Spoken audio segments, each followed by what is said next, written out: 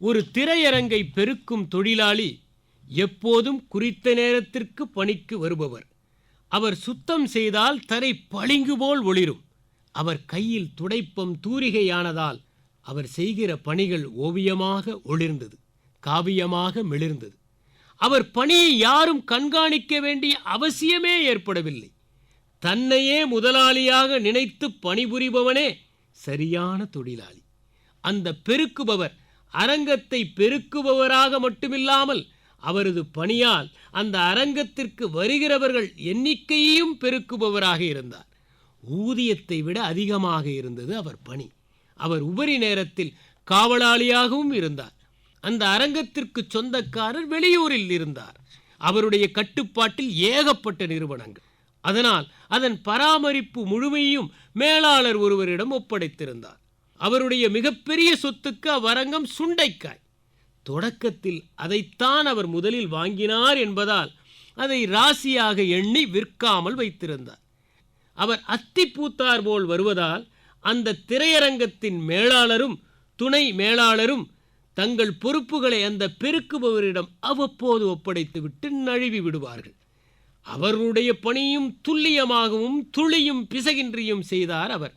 அப்படி ஒரு நாள் மேலாளரும் துணை மேலாளரும் கம்பி நீட்டியிருந்த நேரத்தில் முதலாளி வந்தார். அவர் அரங்கத்தை பார்த்ததுமே நிலையை அறிந்து கொண்டார்.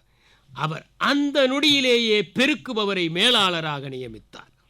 அவர் எதையும் எதிர்பார்க்காமல் அந்த பணியை மேற்கொண்டதால் அவருக்கு இயற்கை போர்த்திய பொன்னாடையாக அந்த பரிசு கிடைத்தது.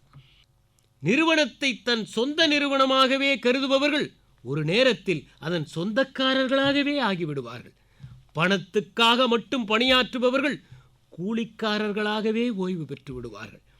என் நிறுவனம் இது என்று பெருமையுடன் சொல்லிக் கொள்ளாமல் குப்பை கொட்டுகிறேன் என சொல்பவர்கள்தான் உண்மையான பெருக்குபவர்கள்.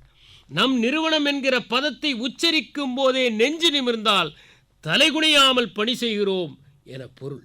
நான் பணிபுரியும் நிறுவனம் செழித்து வளர வேண்டும் என எண்ணுபவர்கள் உறுதியாக வாழ்விலும் பணியிலும் உயர்வு பெறுவார்கள். அங்கு நட்டம் ஏற்பட்டு கம்பெனி திவாலாகும் கட்டம் வராது. ஊதியமே விருது என எண்ணி பணியாற்றுபவர்களுக்கு ஏமாற்றம் ஏற்படுவதே இல்லை. ஆனாலும் அவர்களுடைய பங்களிப்பு ஒரு நாள் அங்கீகரிக்கப்படும்.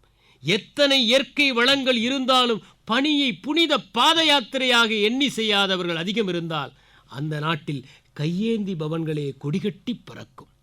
எந்த வீட்டில் எல்லோரும் பணியை நேசிக்கிறார்களோ அது வேட்டை நாயைப் போல விரைந்து முன்னேறி அடுத்த தலைமுறையில் கோலோச்சுகிறது.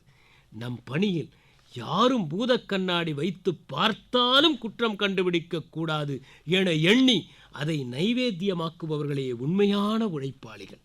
நிறுவன முத்திரை நிலை பெறுவது நம் உழைப்பின் முத்திரையால். சின்ன வயதிலேயே நாம் அளவை வலியுறுத்தாமல் தகுதியை வலியுறுத்த வேண்டும். குழந்தைகளுக்கு கூட தங்கள் படிப்பு விளையாட்டைப் போல மகிழ்ச்சியானது என்ற எண்ணம் மனத்தில் படிய வேண்டும். நம் நேசிப்பு இன்றிலிருந்தே தொடங்கட்டும்.